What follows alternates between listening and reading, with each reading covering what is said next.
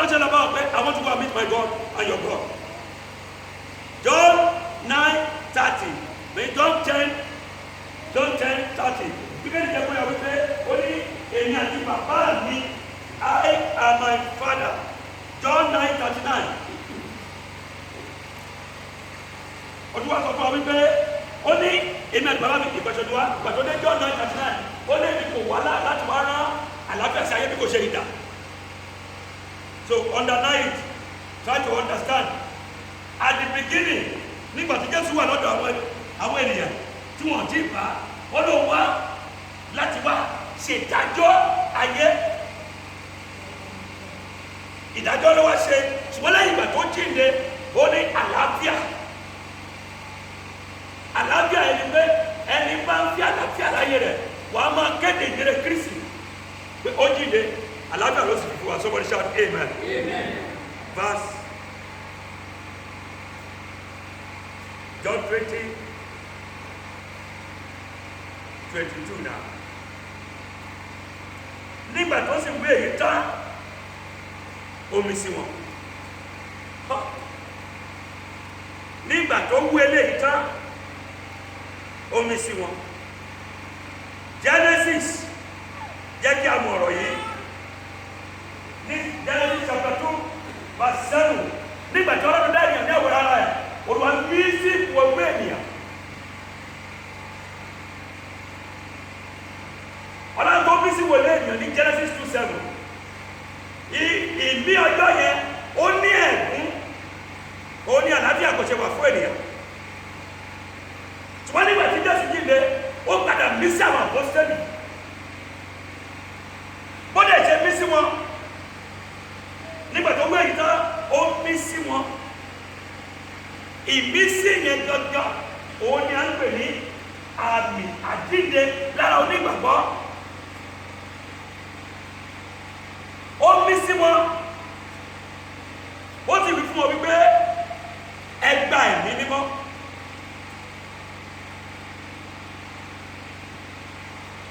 Bí ìmísí Ọlọ́run ò bá wọnú ayé ènìyàn, you can't take step to proclaim the name of God. That is why you see some people, they will take R&B, they will take tracks. One man preach somewhere, and people will reject it. There's no power in you. There's no Holy Ghost in you. Because if you have acquired the Spirit of God, it will stand like a magnet to higher in every soul that you see. At the beginning of the world, on one mission, a young child. When you're causing, but if I think that's in Chile, what you have to do for you, or one more busy about posting was we pay a bad minimum. A minimum got is shut. Oh, wait. The ability I do, Holy Spirit is not meant for pastor or prophet alone, it's for everybody that comes to God. Every soul that understands Jesus. Somebody shout amen. Amen. Okay, somebody shout amen. Amen. What happened in the Genesis chapter 2, verse 19 to 20? Adam, but Ọlọ́run mí sí Adam tán.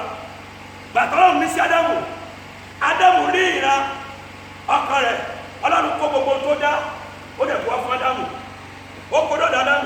Adam ló sọ gbogbo nǹkan tọ́lọ́run dá ní orúkọ. Torí ìmísí Ọlọ́run wà nínú ẹ̀. Ẹ wá fi ẹ̀jẹ̀ tí a wá gbé sí ipò pé ìmísí Ọlọ́run ṣíṣe tiẹ̀ mímọ́ nínú àwọn apọ́sítélì. Òun ni Jésù fi sọ fún mi pé èmi ń gbénu bàbá ń gbénu mi, èmi àti bàbá mi ìkan ṣoṣo. Ó ní bí ẹ̀yin bá gbà mí gbọ́, ẹ̀yin náà yóò máa gbénu mi, èmi yóò sì máa gbénu yín. Jésù tún sọ fún mi pé olóhun tí èmi ṣe yìí, nígbà tí ẹ̀yin bá gbà mí gbọ́, Jésù tó ní òtítọ́ mi, ó lè yóò ṣe jù bẹ́ẹ̀ lọ. So resurrection is about power of evangelism. And you can't evangelize in the name of God without receiving the power of Holy Ghost. It will defend you all the time, anytime, any season, any period. It will stand with you. You can't have the Spirit of God in you and be intimidated by any power. That is the reality. So we must understand the application of that breathing. Ó bí sí wọn, ó lè sọ fún pé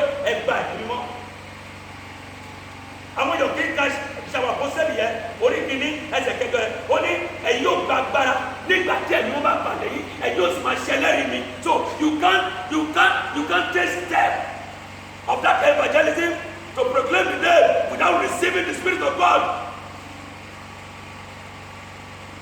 To everybody in life, you can't survive without the Spirit of God.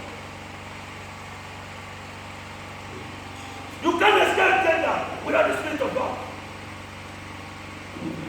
But you can only escape it if you have the Spirit of God.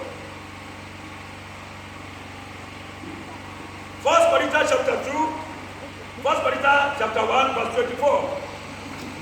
We are the mind of God.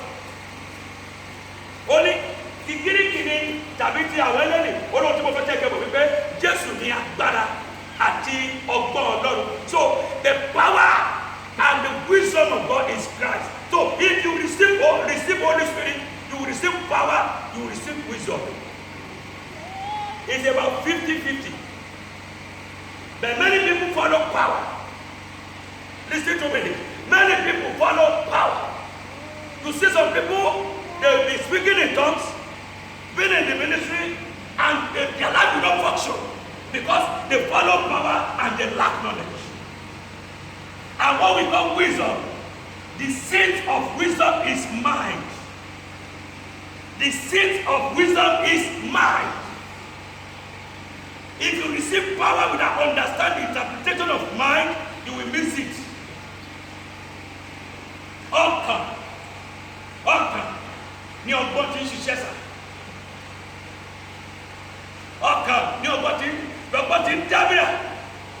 Jésù ni agbára Ọlọ́run àti ọgbọ́n Ọlọ́run. Tó bí ẹ̀mí Ọlọ́run máa ń pàlẹ́ ẹ̀, agbára Ọlọ́run wà. Ọgbọ́n dẹ̀ gbọ́dọ̀ wà. Ẹ jẹ́ kí n sọ lé fún wa. Almost 70% of Christians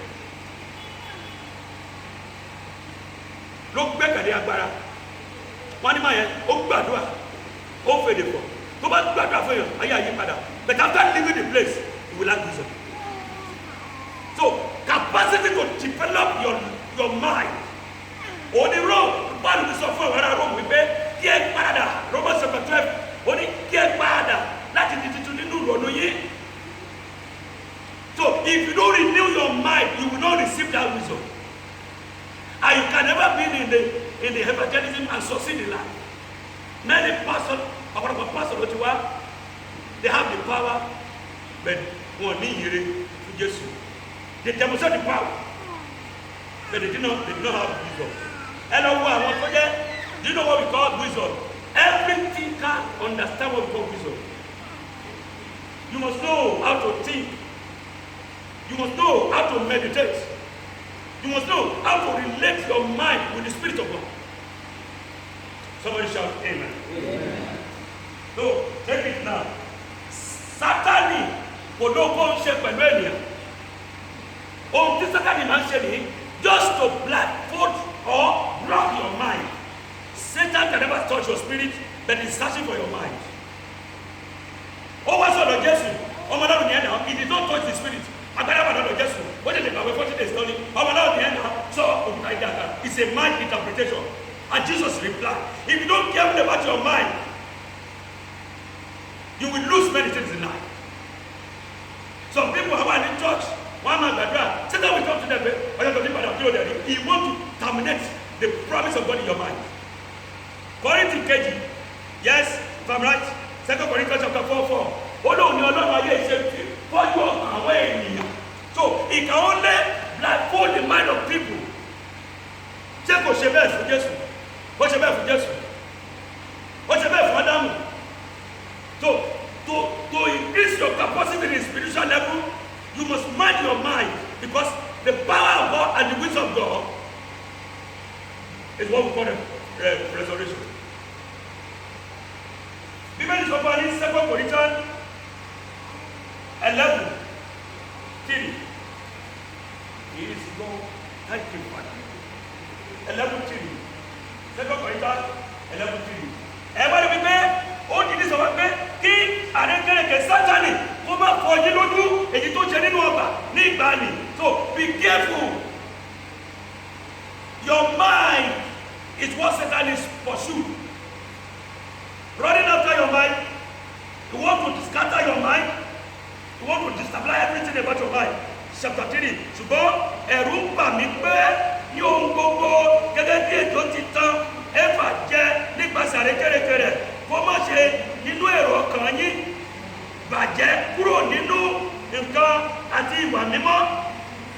It is èyí tá a ní sí Kristi. Take it now. Èyí ó gbàgbá nígbà tí ẹ̀gbọ́n náà bá balẹ̀ yín. Power and wisdom. If you base on prayer without using your wisdom, you will lack many things in life. You will lack many things in life. Second Timothy chapter 1 verse 7. Only ká jẹ́ alágbára. Only ká ní ìgboyà. You should have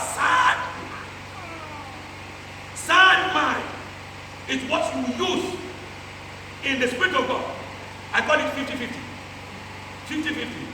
And your God, they have 50 yet, in power. They have 50 ton wisdom. So many people have 20%, 10% they have 50, and they have nothing they have wisdom. That's why you see many pastors, many children of God, that they do not understand what we call restoration. If you understand what we call restoration, you will move with wisdom of God. Every day, wisdom is the principal thing. You not get wisdom. So if you are moving with the wisdom of God, your mentality will be strong to understand the step of God, the voice of God. Somebody shout amen. Amen. You must understand it. It is the wisdom that guy used. I call him God. He did not pray. He did not pray. Take it from me. He did not pray. He said, "Go back, no fi bọ́ lọ́wọ́ ìṣòro." He said, "Go back, no fi bọ́ lọ́wọ́ ìpọ́njú." It is wisdom.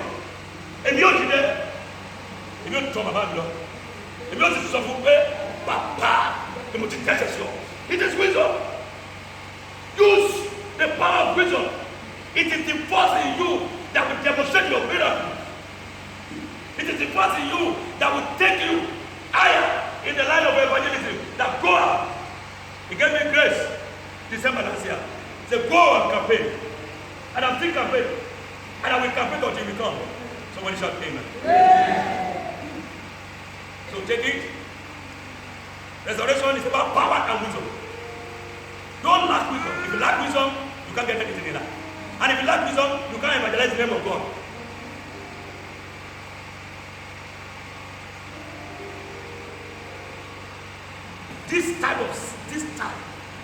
This season, the time like this, the wisdom of God will tell you what to do.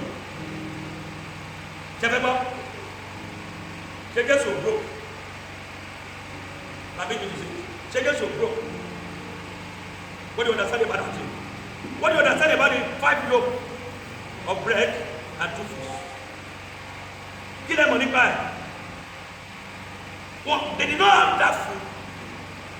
One, the other look at what we call wisdom now. Wisdom works with mind. Think in your mind. Don't allow Satan to platform your heart. I can't tell you, Janimi, what you go see, what you want to do, oh, go fetch a new way. Somebody shout amen. Yeah. Oh, go fetch a new way. So walk with the power, walk in the power, and let the wisdom of God carry you all the time. If you lack wisdom, this body power will torment you. Be just here, we are given what you are doing. The wisdom of God is the Spirit of God.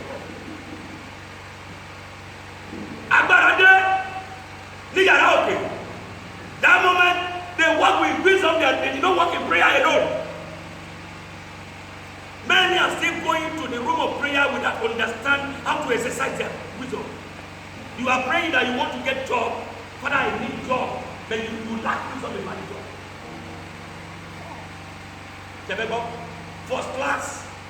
First class in school.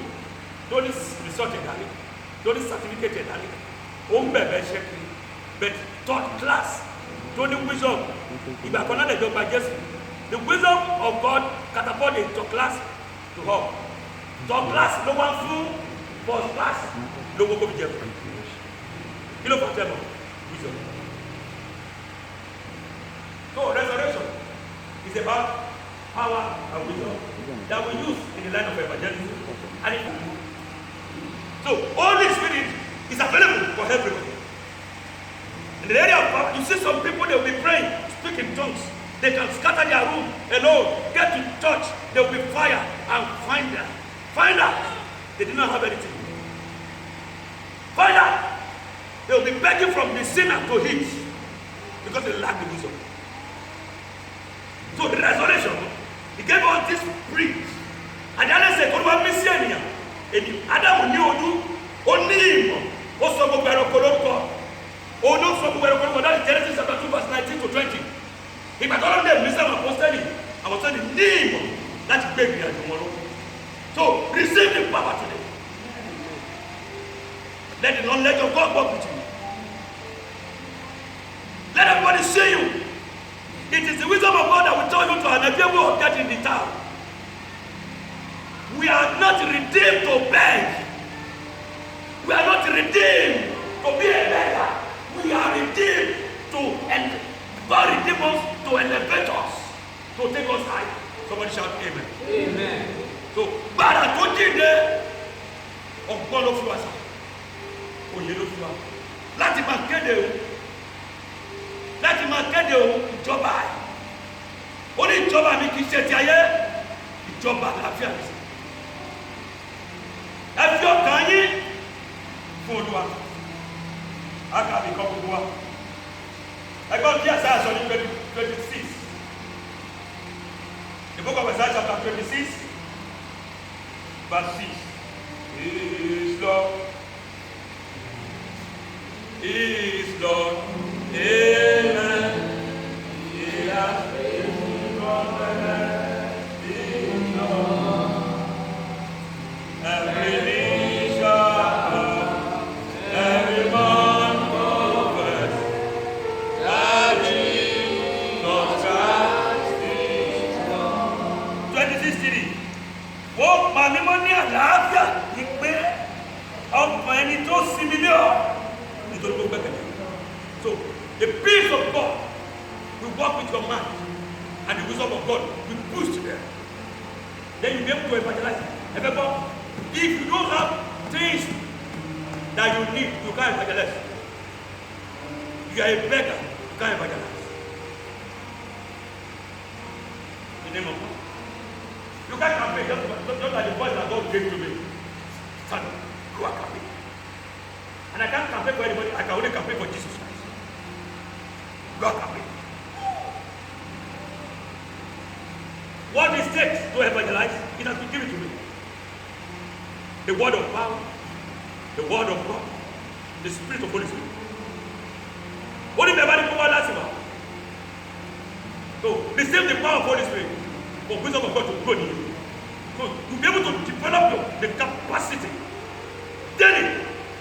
How to develop it, how to be grow, how to understand what God is. Sit with the word. Change your thinking pattern. How do you think daily? What are you thinking daily? Change your thinking pattern. Let your thinking pattern go straight to the word of God. Think about the word of God. Read the word of God. Ask Holy Spirit to lead you anytime you are reading the word. Do not read the word of God just like a story. Read it with power. Somebody shout amen. Amen. Stand up, everyone.